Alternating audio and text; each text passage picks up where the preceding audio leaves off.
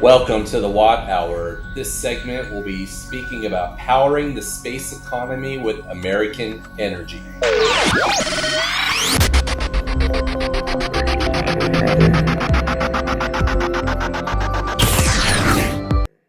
Welcome to the Watt Hour. I'm William Hadala, Vice President at American Lithium Energy.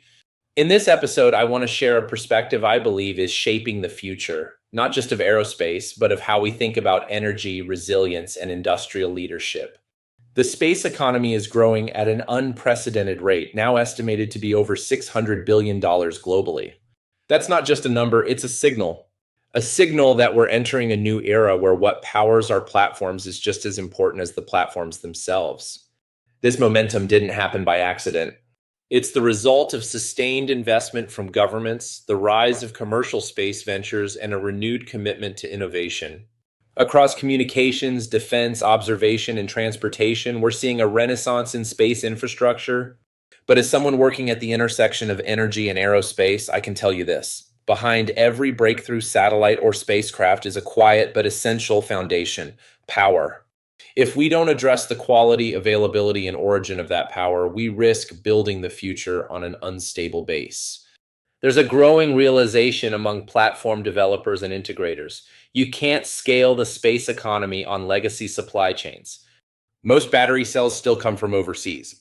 That means long lead times, inconsistent performance, and serious risk exposure. For companies working in high-value applications where uptime, safety, and trust are non-negotiable, that's not acceptable anymore. This is where a shift is needed. From outsourced energy to domestically engineered, mission-aligned power systems. Because no matter how fast we innovate above the atmosphere, it all fails without dependable energy beneath it. At American Lithium Energy, we've spent the last decade developing battery technologies for the most extreme environments, space included.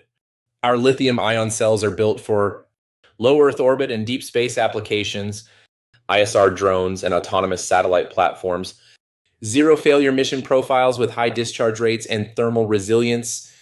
We deliver energy densities up to 350 watt-hour per kilogram, safety tech like SafeCore and Zero Volt, and proven reliability across wide temperature extremes.